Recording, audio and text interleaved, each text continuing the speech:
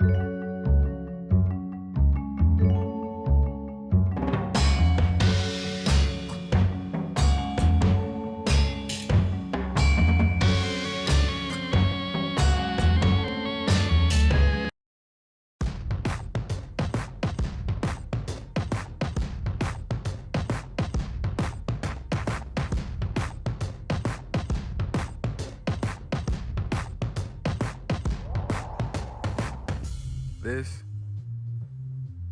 is Take Five.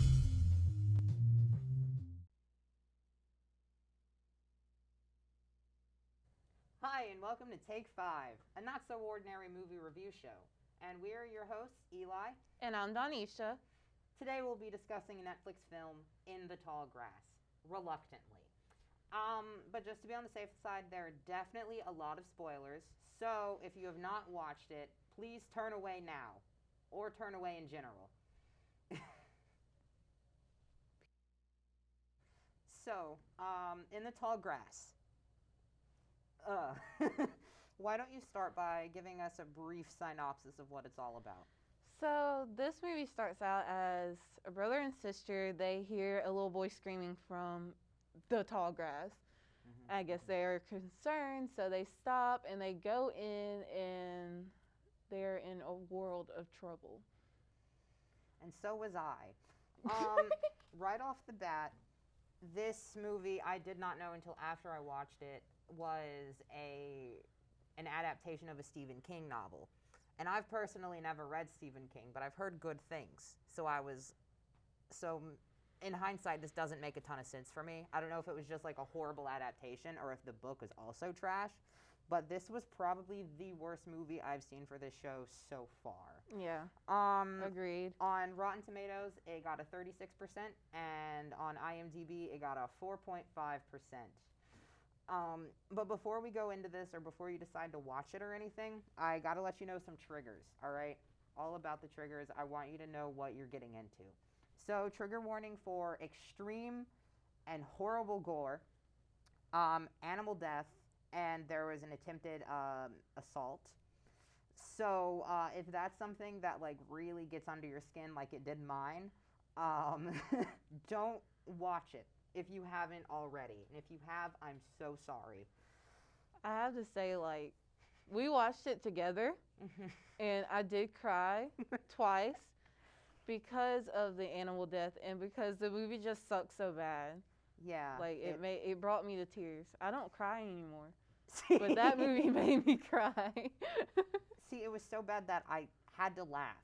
Like, you know, when you're in a situation where you just don't know what to do because it's just so insane, you just have to laugh at it. I was cackling. It was so I don't know if you're like me, but like when people are being so stupid and you like see the way out of this, it just makes you cringe. Yes. Because it's like, why are y'all so stupid?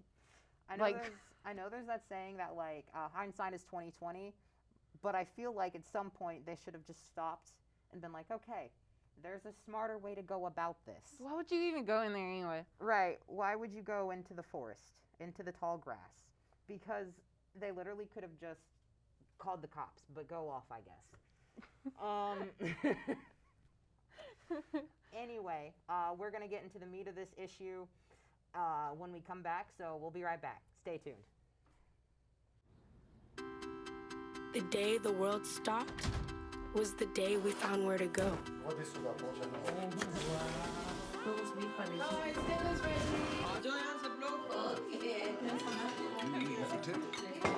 From now on, we're not gonna leave anything on our plates because we've learned to savor the moments that were always there, and they never tasted this good.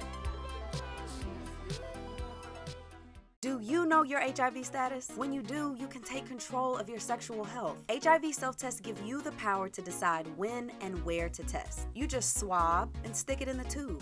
In as little as 20 minutes, you'll know your results. I love that it's confidential and quick. It's important to know my status. It's cool to know, you know? If we all get tested, we can stop HIV together. Learn more about HIV testing, including free HIV self-tests at cdc.gov/HIV self-testing. Howdy, and welcome back to Take 5. I'm Eli. And I'm Donisha.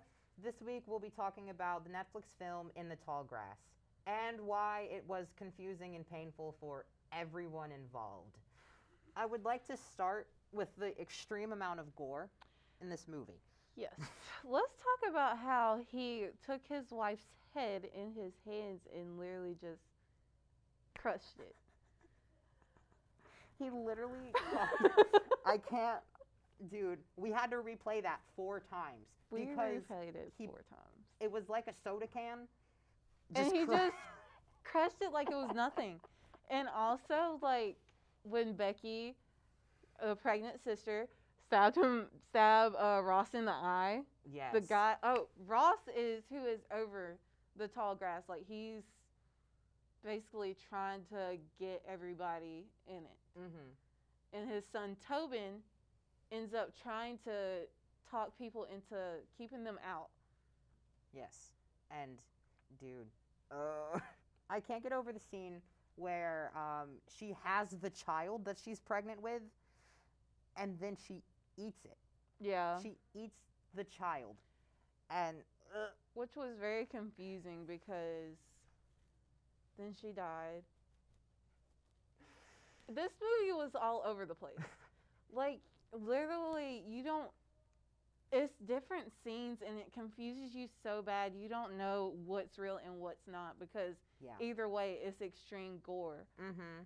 And oh, I'm sorry. Something that I also want to touch on, right? I've noticed this when we watch clickbait, when we watched a couple different things. There's like a vague undertone of incest in the movie. At one point, the pregnant woman's like baby daddy, she even like makes fun of her brother and says, "Oh, you just want to like get with her, blah blah blah." And so I'm glad it wasn't just me. I felt seen in that moment. Yeah. But it was disturbing. Yeah. They do not know how to portray sibling relationships, and if someone who's read the book like knows there's some weird undertones to it, please let me know because I'm deeply interested in seeing how this compared to the book. And it wasn't Becky per se that like went into the incest. Right. It was just Cal. Yeah. It was none of the characters were likable. No, None I of them. did not like any of the characters. It was horrible. Maybe Tobin.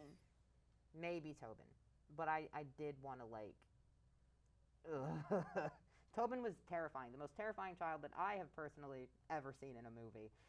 And it was horrible.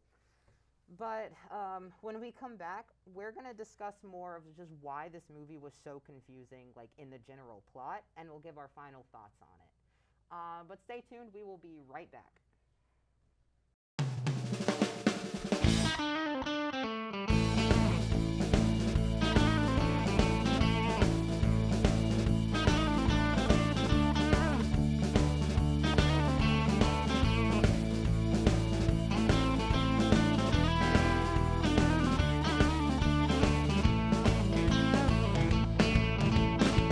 Hattie's Burgers and Blues. Burgers, craft beer, music. Downtown Hattiesburg. Hi, and welcome back to Take 5. We were just discussing In the Tall Grass and why it sucks.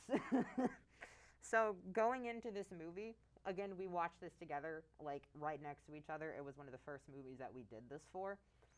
And at the top of the movie, I was like, okay, so clearly they're going to get stuck in some tall grass, and there's going to be like voices, and then the whole plot is them just leaving the tall grass. Maybe there's a monster involved. And I was technically right, because that's just like the plain basis for most horror films. But then somehow it got worse. What did you think was going to happen? I thought that, yes, they would find their way out, but technically they kind of didn't find their way out ever. Yeah. And it's just like the plot was so confusing because it was a continuous loop. And as like Tobin stated, all dead things stay in the same place. Like they don't move. The dead things don't move. Yeah. Yeah. And so it was weird because as the loop goes on, the siblings kept entering the tall grass. And she kind of caught, like the last time they entered, she kind of caught a glimpse at her stuff being on the ground. Mm-hmm. And then, like, they saw the bodies, they saw the dead things, but they did not realize it was them until Cal saw himself. Mm-hmm. What got on my nerves, I was very confused because they have this whole thing about time loops, right? It's like, okay, we're just going to keep redoing the same thing over and over again. And there were a lot of other cars, like, parked along the tall grass. So wouldn't there have been even more people? And I think it was discovered that it was more people. Yes, it was. It was in The Rock when they saw all the dead people. Oh, you're right. All the dead bodies. Those are all the people that, like, went in there and got trapped. Then why didn't the other ones? Oh, because they escaped. Duh. Yeah. So when they escaped, did they just stop being in the time loop, I guess? I guess, because honestly, they didn't really escape. The only one that escaped was Tobin. Right, And he warned the siblings as the loop continued. He warned them to not go in. And they listened. Yeah, it was just so much. I couldn't even focus on it. Like, I knew it was going to take place in the tall grass, right? But it didn't occur to me how painful it was to watch people running around in tall grass for almost 2 hours actually was. It was horrible. And and why did The Rock affect everyone differently? Why? Tobin touched it, and he was just like, hey, you should definitely all touch The Rock, wink, wink. And then his dad touched The Rock. And he becomes like a devil. Yeah, like a freaking psychopath. And then I don't even know what happens to Travis. It's horrible. I would give this movie like 0.2 stars if I could. I don't recommend watching it. For Halloween, there are definitely a ton of other great movies, but it's not these. Yeah. Do you have any final thoughts on this movie? No. That's how bad it was. No thoughts. Just want to get that out of here. Maybe I'll read the book just to No. see how, because I'm really hoping it was just a crappy like remake, because I've seen a lot of those. But maybe I'll read it one day. I don't know. Stephen King is normally done pretty good, but whoever made this movie did him dirty. But anyway, thank you for joining us, and catch us next week as we discuss the movie Kate. I'm sure that's going to be a much better film. And remember to wind down and relax from your stressful week, and remember to watch Take 5 on SMTV. I'm Eli. And I'm Donisha. And we'll see you next week.